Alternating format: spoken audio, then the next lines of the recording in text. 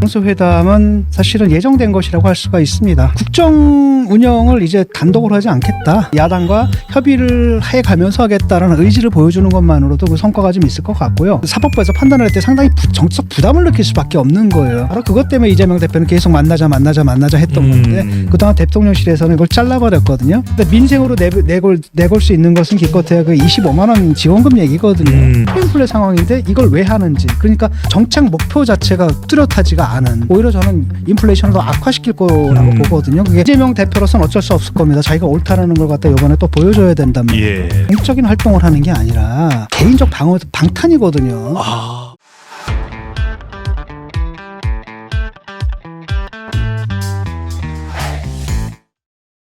자, 영수회담 지금 뭐 진전 상황이 어떻습니까, 교수님? 의제 조율 중인 걸로 알고 있고, 예. 일단은 영수회담은 사실은 예정된 것이라고 할 수가 있습니다. 이번 그 총선에서 여당이 참패를 하는 바람에 그동안에 이제 야당 쪽에서 줄기차게 요구했던 게 예. 영수회담을 요구하지 않았습니까? 예. 그동안 받지 않았던 건 뭐냐면은 사법 리스크 때문에 이게 피의자거든요. 그 사실은 이재명 대표가 이제 범죄 피의자인데 범죄 피의자를 대통령에 만나주면은 정치적인 중요성이 생겨버리거든요. 예. 그렇다고 한다면 이것이 이제 또 사법적인 판단을 그 사법부에서 판단을 할 때 상당히 정치적 부담을 느낄 수밖에 없는 거예요. 그렇겠네요. 바로 그것 때문에 이재명 대표는 계속 만나자 했던 건데 그동안 대통령실에서는 이걸 잘라버렸거든요. 근데 그게 사실은 좀 문제가 있었던 게, 그러니까 피의자라는 것은 이재명이라는 사람 개인이잖아요. 사적인 문제고 이 사람의 공적인 위치는 당대표거든요. 예. 그것과 분리해가지고 또 만나줄 필요는 있었는데 그동안 안 만나다가 이번에 이제 총선에 참패하는 바람에 안 만나서 없게 된 상황이 된 거죠. 그래도 이제 평가할 만한 게 있다면은 예. 먼저 대통령이 이제 제안한 것, 그건 이제 평가에 그렇습니다. 먼저 네. 전화 걸어가지고 만나자라고 제안을 한 게 있겠고, 그 다음에 이제 두 번째는 뭐냐면 이번에 인선하지 않았습니까? 예. 이런 거 할 때도 또 뭐가 나왔습니까? 그 기자회견을 열어가지고 네. 뭐 질의응답도 좀 받고 이런 식으로 약간 달라진 태도로 과거 자연스러운 모습이었어요. 좋았습니다. 보여준 것, 이런 것들은 좀 긍정적인 평가를 좀 받을 만하죠.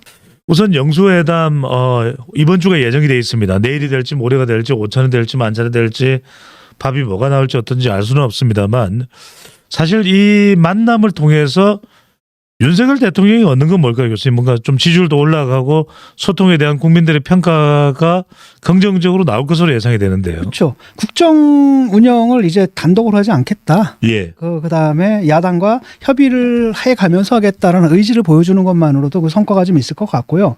다만 이제 그 의제가 지금 의제 조율 중인 걸로 알고 있고, 예. 일단은 그 정무수석을 교체하지 않았습니까? 정무수석을 빨리 교체한 이유는 바로 뭐냐면은 뭐 직급사람 가지고 그걸 할 수는 없잖아요. 곧 물러날 사람이니까. 그러니까 새 정무수석한테 이제 그 일을 맡긴 거고, 그렇게 의제 조율 중에 이제 바뀌어버린 거예요. 그래서 이분이 이제 아마 홍철호 이분이 이제 그 의제 조율을 좀 맡고, 그게 아마 진행 중인 걸로 알고 있거든요. 예. 근데 야당에서 이제 어떤 거냐 하면, 야당도 그게 문제일 겁니다. 문제는 강성들의 요구가 엄청나게 강하거든요. 쉽게 말하면 야당 대표하고 제1야당의 대표하고 대통령이 만났다라고 한다면 국민들은 뭘 기대합니까? 민생에 관한 얘기를 하기로. 그럼요. 그런데 저쪽은 그게 아니거든요. 우리가 이기니까 만나주네. 아. 더 내쳐야 돼. 더 몰아붙여야 돼. 그러니까 이제 5가지 뭐 이채 양명주, 예. 이 특검, 이걸 갖다 의제를 올려라. 그런데 이거는 또 이재명 대표로서는 좀 받기가 힘든 게, 그렇잖아. 이거는 뭐 대화하지 말자는 얘기잖아요. 그러니까요. 그러니까 이거 참 받기는 힘들 것 같고, 그렇다고 또 근데 당에서는 계속 또 압력을 가할 것 같고. 예. 근데 민생으로 내걸 수 있는 것은 기껏해야 그 25만 원 지원금 얘기거든요. 근데 이거는 사실은 대통령이 받기가 어려워요. 이거는. 예. 국민들한테 물어보세요. 이게 누가 찬성할까? 그러니까요. 이게 문제거든요. 지금이 어떤 상황입니까? 지금이 어떤 상황이냐면은 인플레 상황이거든요. 맞습니다. 초인플레 상황이고, 그래서 대파값 뭐 물어놓고 그거 가지고 물고 늘어졌던 거 아니에요? 예. 그런 상황 속에서 그다음 환율이 또 어떻게 됐냐? 또 1,400까지 올라갔단 말이죠. 하하. 그래서 원자재 값이 오른다는 얘기예요. 그러면 이제 물가 압박은 더 강한단 말이죠. 근데 경제학의 상식이잖아요. 상품의 수는 제한되어 있고, 돈의 시중에 놔두는 돈의 양이 늘어나면 어떻게 되는 거예요? 무려 13조 원입니다. 그 돈의 양이 늘어나면 어떻게 되는 겁니까? 당연히 물가값은 더 오르는 예. 거죠. 그러니까 경제학의 상식에도 맞지 않는 이런 부분들이고, 두 번째는 간혹가다 그걸 할 때가 있거든요. 정말 저물가 상태, 오히려 물가가 떨어질 때라든지 아니면은 코로나 국면같이 정말로 그 뭐랄까 비상 영업 상황이죠. 자체를 못하는 그런 상황 속에서 예. 이런 상황 속에서는 그런 돈을 당연히 많이 막 풀어야죠. 근데 지금 그런 상황 지났거든요. 초인플레 상황인데 이걸 왜 하는지. 그러니까 정책 목표 자체가 뚜렷하지가 않은 예. 그런 거고 경제 효과가 과연 나타날까? 오히려 저는 인플레이션을 더 악화시킬 거라고 보거든요. 그게 경제학의 상식이니까. 예. 근데 이거를 들고 나오면 참 뭐라고 합니까? 난감할 겁니다. 그래서 그 대통령으로서 쉽지는 않을 거예요. 아마 이거 뭐 아마도 제가 볼 때는 그 특검 얘기 이런 것들은 다 하진 않고 예. 그중에 이제 뭐 몇 개, 그중에 한두 개 정도 하자라고 얘기를 좀 할 것 같고 또 다른 한편 25만 원을 얘기를 할 겁니다. 근데 거기에 대해서 어떻게 받아쳐야 되냐면은 아니 돈을 쓰는 걸 반대하는 게 아니라 돈을 쓴다 하더라도 이게 분명한 목표를 정책적 목표 하에 돈을 써야 되는 거고 그다음에 그것으로 노리는 분명한 정치적 그러니까 경제적 효과 이런 것들 있는 부분에 써야 되는 거 아니냐. 그런 다음에 이렇게 막 뿌리는 게 아니라 정말 이 순간에 가장 어려운 사람들한테 그걸 집중해서 해야 되는 거 아니냐. 이런 식의 대안을 마련해서 예. 만나서 거기서 생산적인 대화를 나누는 거죠. 라고 한다면은 사실은 이재명 대표가 들고 나와 있는 이 민생 방안이라는 게 워낙 경제학적으로도 터무니없고 예. 아주 악성 포퓰리즘이잖아요, 이거는. 윤 대통령을 만나기 전에 윤희숙을 먼저 만나야 될까요? 네. 그래, 그런 부분이 있기 때문에 그렇게 좀 잘 받아쳤으면 좋겠다는 거죠. 다만 이제 한 푼도 못 쓰겠다 이런 식으로 나가서는 안 된다는 겁니다. 예. 지금 경제 상황이 어렵고 좀 어려운 계층들이 있단 말이죠. 라고 한다면 분명한 정책적 목표. 이게 돈을 푸는 게 뭘 위한 거냐. 그다음 이 풀어서 도대체 어떤 경제적 효과를 노리는 거냐. 이걸 분명히 한 상태 속에서 그런 대안을 그 25만 원 나누는 것보다 이게 훨씬 낫지 않습니까? 역제안을 해서 저쪽을 말 못하게 만드는 거. 그게 저는 맞다고 봅니다. 예. 최상병 특검, 김여사 특검. 근데 이런 것들이 올랐을 때 그 짧은 시간 동안에 논의가 될까요? 그리고 훈훈한 만남이 중요한데. 이거는 그냥 파토 놓자는 얘기야. 그 얘기하는 게 파토 놓자는 얘기거든요. 근데 이제 이재명 대표로서는 어쩔 수 없을 겁니다. 자기가 옳다라는 걸 갖다 이번에 또 보여줘야 된단 말이에요. 예. 그러니까 쉽게 말하면 자기 민주당이 진짜 못했잖아요. 공천 과정을 보나 그다음에 그 선거 막바지 전에 터져 나온 여러 가지 기라든지 막말 논란이 된 걸 이걸 볼 때는 최악의 선거 운동을 했음에도 불구하고 국민들이 뭘 준 겁니까? 그 다수 의석을 몰아줬단 말이죠. 그다음에 강성들은 지금 그렇게 생각할 겁니다. 그렇기 때문에 전리품이 필요한 거예요. 정치적 효능감을 느껴야 되거든요. 아니 사실은 지난번에 비교해보면 지난번 선거보다 사실 의석이 줄어든 거거든요. 민주당 입장에서는. 180석이었는데 이번엔 175석입니다. 그렇죠. 그다음에 이제 상황 자체가 달라진 게 하나도 없다라는 거예요. 예. 일단은 100석이 무너지지 않는 이상은 과거랑 상황이 달라진 게 하나도 없는 거거든요. 그때 이제 민주당 지지층들이 뭐라고 얘기를 했냐면 니네들 180석 갖고 뭐 했냐 도대체 그동안. 이번엔 다르게 해라. 이번에 몰아줬으니까 이번에 좀 다르게 하라. 이건 강한 요구를 한단 말이죠. 그게 이제 이거예요. 특검. 5가지 특검을 관철시켜라. 그다음 또 다른 한편으로는 이거는 이제 이재명 대표의 그 개인적인 얘기인데 개인적인 그 성향이죠. 이 사람은 주로 뭐 기본소득이니 뭐니 이래가지고 퍼주는 거 있잖아요. 현금 살포. 기본을 그렇게 좋아하네요. 네. 현금 살포하는 걸 굉장히 중요하거든요. 이제 문제는 뭐냐면은 그 돈이 어디서 나오는지 얘기를 안 하기. 퍼주는 건 좋아해. 그러니까 자기가 사실은 여태까지 그런 방식으로 올라간 거예요.